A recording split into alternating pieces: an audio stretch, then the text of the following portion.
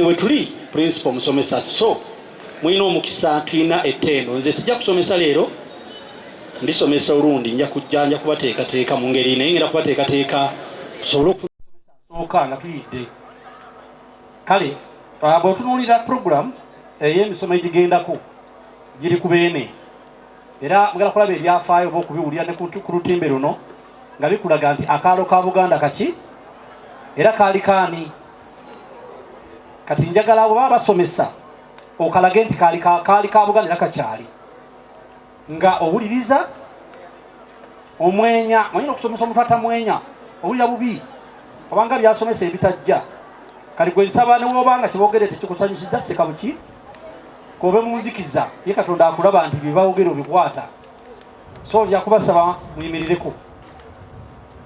muyimirireko baffe mpologoma kyuchu magulu nyondo tuzize kuyiga naffe tulifuuka ezaabu emyaka egiddako Katonda atwagala ku lwa Kabaka emyaka 69 nga beene Mukama amulina ali mugumba kati buli omufuna munno omusonge mbuuti omutunule muliiso ogambe nti ayi Mukama ndi wano mugambye bino mugamba bino owange manya ekyakuleese tuula kubanga kyekyakuleese teweebuzaabuza Pama Ntanda ne Ssebanakitta bamuwabula ne bamugamba Ssaabaasajja omwana ettu lino eryamugema liba lisuubirwa okuvaamu Kabaka tasaanidde kuzaalibwa mu nsi etaliiye kubanga ajja kubanga si munnansi w'ensi gy'alina okukulembera. Muteesa n'awuliriza n'asindika Kabejja akomewo ku butaka kw'abazaalira omwana eyali mu ttu lyamugema. Kyokka ate n'abakyala wano tufunewo ekyokuyiga ekirala nti Kabejja yali muganzi nnyo ewa bba era ng'asobola okumugamba nti nedda mwami kanzaalire wano naye yawuliriza bba kye yamugamba n'akkiriza amulekewo wadde omukwano gwali gubasaza mu kabu. Bannange mwenna abali wano nsaba tukkirize nti ffenna okuzaalibwa kwaffe kwa byewuunyo. Ensonga lwaki nsaba bwe tuwuliriza ebyafaayo bya Kabaka twekkiririzeemu nti tusobola okufuuka ab'amaanyi mu mpya zaffe, tusobola okuba emimuli mu nnyiriri zaffe, tusobola okuba emimuli mu mituba gyaffe nga Ssaabasajja Kabaka bw'abadde omumuli gw'ensi eno Buganda. Ssaabasajja Kabaka Mwenda Mutebi II ng'Obuganda bujaguza ng'aweza emyaka 69 egy'obulamu bwe mu nsi eno, tulina okwenyumiriza ku bulamu bwe oba okusoomoozebwa bw'ayiseemu mu myaka gino gyonna. Ono y'omu ku bakabaka ba Buganda ab'ebyewuunyo kuba kitaawe Edward Muteesa Walugembe Luwangula II yamulangirira nti alibeera Kabaka ng'ali mu lubuto lwa nnyina Saara Kabejja Saara Nalule. Njagala okubategeezaako abakulu abatudde wano n'abaana bano abato nti bakyala b'Abakabaka mu Buganda baalinanga amannya ag'ennono agabatuumibwa. Ono gwe muwulidde maama wa Kabaka Saara Kabejja, erya Kabejja lyali linnya lya kitiibwa so si linnya lya kika. Amannya agamu ku mannya agatuumibwanga abakyala b'Abakabaka mwe mwalinga Nnaabagereka oba muyite Kaddulubaale. Nnaabagereka ye mukyala wa Kabaka omukulu era lwaki Kaddulubaale kiwanuuzibwa nti ye yabeerangako Lubaale wa Kabaka. Omukyala wa Kabaka owookubiri yabanga Kabejja, y'ono gwe tuwulidde Saara Nalule. Kabejja ono yali muganzi nnyo eri Kabaka. Kabaka yayagalanga nnyo omukyala oyo era n'amutuuma erinnya erya Kabejja. Wabangawo mukuuma ono nga yakuuma ebyama bya Kabaka. Ne wabaawo omuwanika ng'oyo yavunaanyizibwanga ku nsawo ya Kabaka.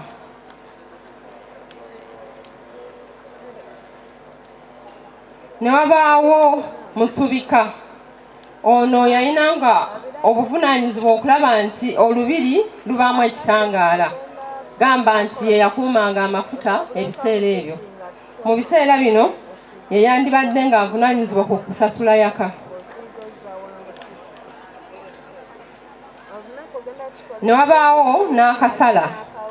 Oyo n'akasala yavunaanyizibwanga ku kusiba empombo mu lubiri, okugabula ennyama n'okugabula emmere.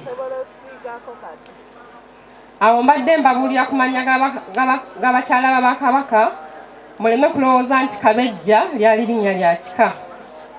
Kabejja no Pama Ntanda ne Ssebanakitta bamuwabula ne bamugamba Ssaabaasajja.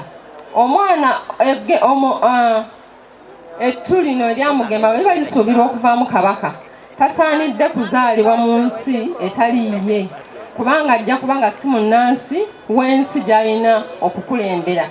Muteesa n'awuliriza n'asindika Kabejja akomewo ku butaka kw'abazaalira omwana eyali mu ttu lyamugema. Kyokka ate n'abakyala wano tufunewo ekyokuyiga ekirala nti Kabejja yali muganzi nnyo ewa bba, era ng'asobola okumugamba nti nedda mwami kanzaalire wano, naye yawuliriza bba kye yamugamba n'akkiriza amulekewo wadde omukwano gwali gubasaza mu kabu. Eggana lino lyatambula nga lyongera okusemberera Kabaka Muteesa, ate naye n'ayongera okutambula ng'alisemberera. Kino kyatiisa nnyo Omulangira Mutebi n'atandika okukaaba, naye owessaza Mugerere Lameka Ssebanakitta naye n'afuna okutya. Tulaba obuvumu bwa Ssekabaka Muteesa owookubiri bannange. Eggana ly'enjovu limusemberera, era Omulangira Mutebi yasomeranga mu bigere byereere nga temuli ngatto ng'abaana abalala bonna.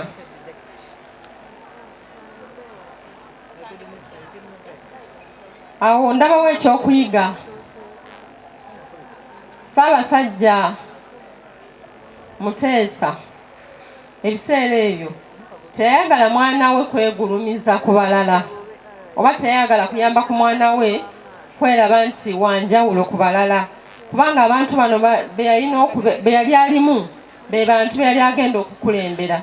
Kati ng'alina okubeera nga bo asobole okutegeera bulungi ebibakwatako n'engeri gye batambuza obulamu bwabwe. Ekyo nno nakyo kyali kikolwa kya buzira. Kuno yagattako okutambuzanga ebigere akagendo akaweeza ddala mayiro okutuuka ku ssomero, okuggyako nga oluusi omusirikale yali amukuuma yayitibwanga Kibuuka nga amuweekako kagaali. Essomero lino yalimalamu omwaka gumu n'azzibwa e Mmengo. Ng'akomyewo e Mmengo mu 1960 yafunirwa omusomesa omuzungu Mark Amory eyamusomesezanga e Lubowa ku Lwentebe, ate nga ebiseera ebimu asomera Buddo Junior School e Kabinja. Eno gye yava mu 1962 n'atwalibwa e Bungereza gye yasomera mu England Preparatory School ne Kingsmead School Sussex. Ate mu 1969 yegatta ku Bradfield School n'oluvannyuma n'ayingira Magdalen College Cambridge gye yasomera ebyamateeka.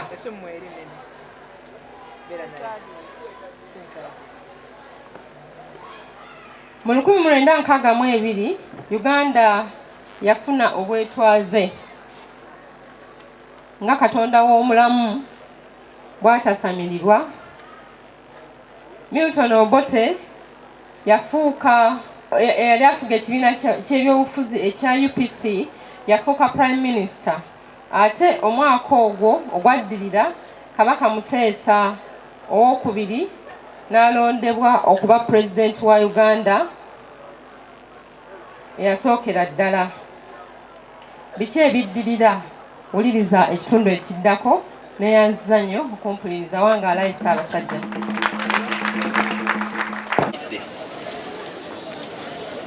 Mwe abalina obusobozi okufuna eddaame lya Muteesa mujja kubiraba.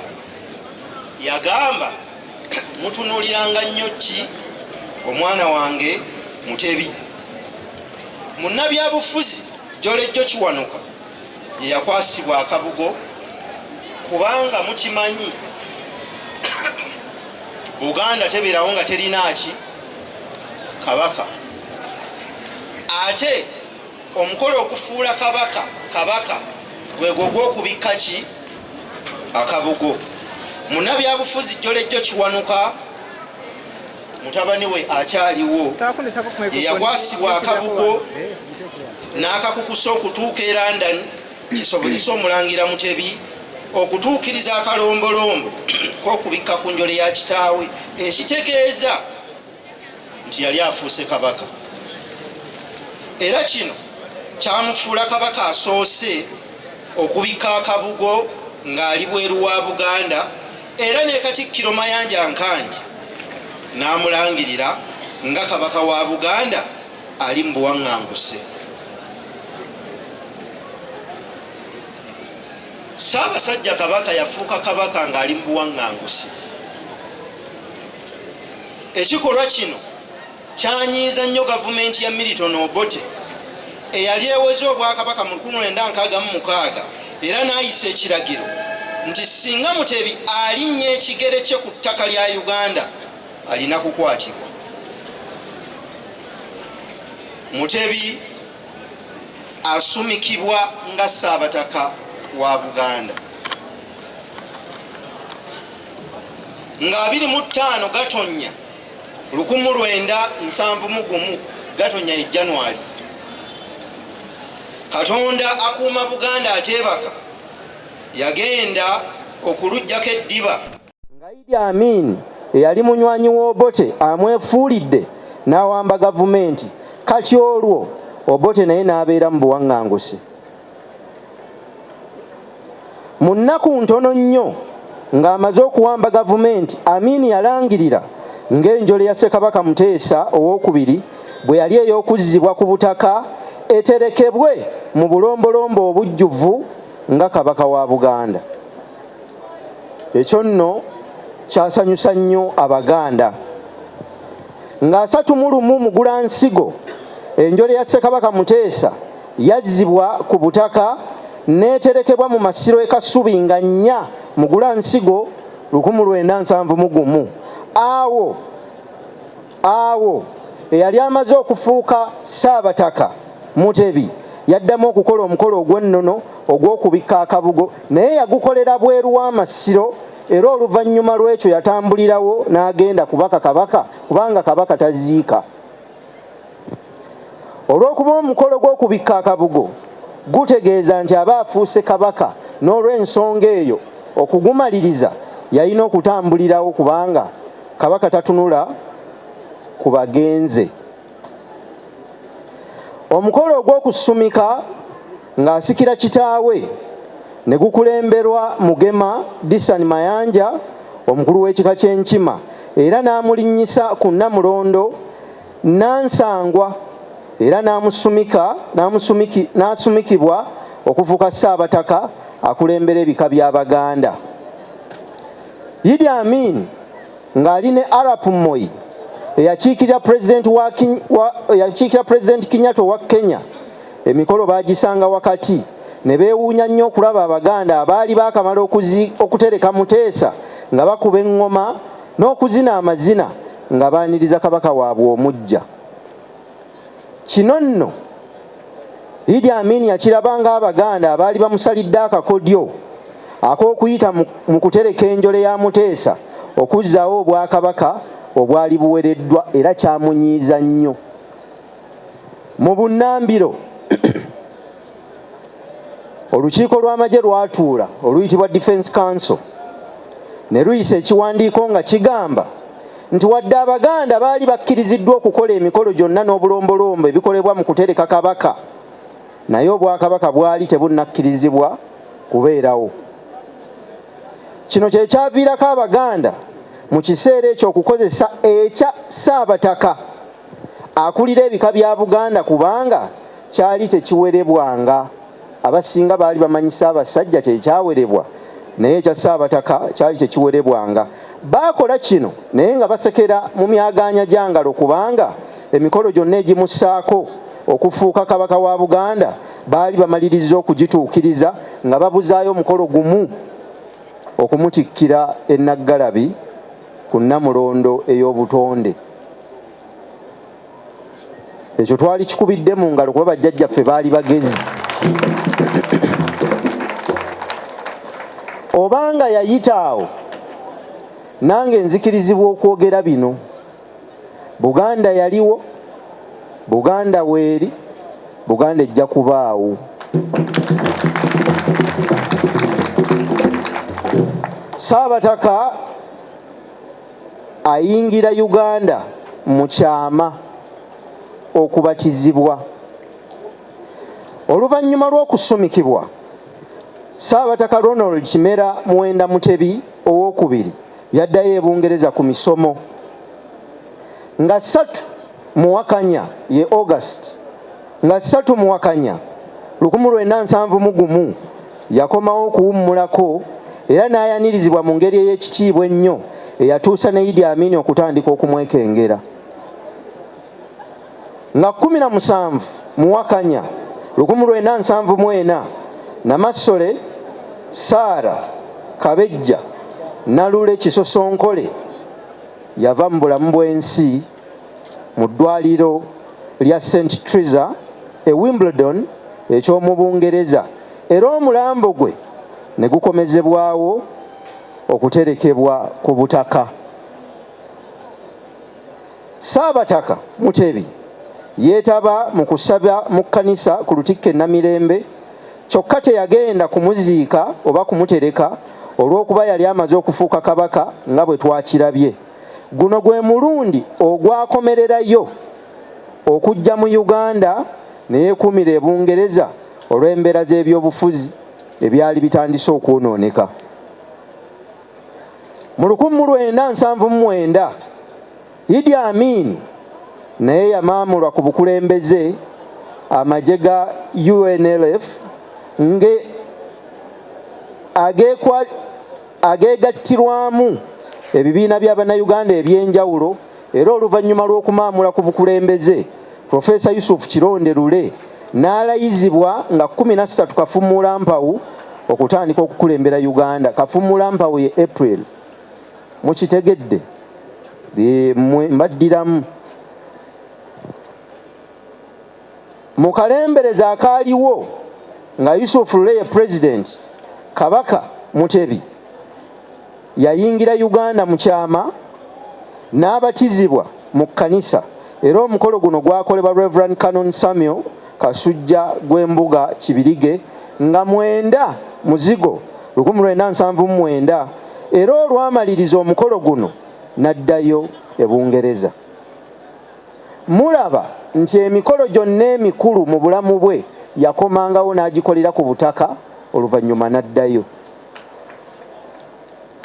Kyokka Profesa Lule mwabasoma ebyafaayo mukimanyi, mu bukulembeze teyabandaalamu, yaggyibwako olukiiko lwa National Consultative Council nga Ssebaaseka nga 19 Ssebaaseka 1979 n'asibirwa e Tanzania, ekyaviiramu abantu okwekalakaasa. Ekyaddirira kwali kuzzaako munnamateeka Godfrey Lukongwa Binaayiisa, ate naye n'aggyibwako kubanga teyabugumya na mbooge, yaggyibwako nga 12 Muzigo 1980. Awo ennaku yafuga mmeka musobola okuzibala. Waateekebwawo okulonda mu 1980 Milton Obote n'alangirirwa nti awangudde okulonda era oyo baamuyita Obote 2. awo ennyiike yakomawo mu mitima gy'Abaganda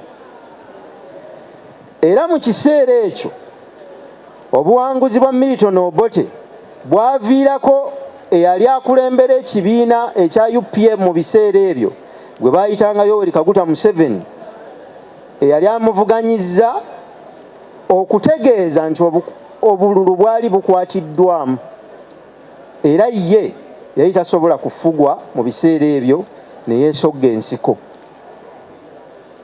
Okwesogga ensiko, Museveni yali atonzeewo ekibiina kye bayita Popular Resistance Army.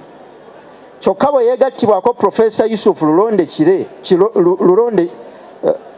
Yusuf Kironde Lule n'abalala ne bakyusa erinnya ne kiyitibwa Uganda National Movement, nga Lule ye ssentebe waakyo ate Museveni nga yaduumira National Resistance Army NRA. Olutalo lwali lukyagenda mu maaso ate Tito Okello Lutwa n'awamba gavumenti ya Milton Obote nga 29 Kasambula 1985, ekintu ekyayongera ennyo amaanyi mu baali mu nsiko abaali balwanyisa gavumenti y'Obote. Abamanyi ebyafaayo mujjukira nti olutalo lwali lukalubyemu naddala Katonga ne mu bitundu ebyenjawulo olw'abantu ba Buganda abamu abaali bagaanye okwetaba mu lutalo. Tugenda ku mutwe ogugamba Kabaka yeesogga ensiko.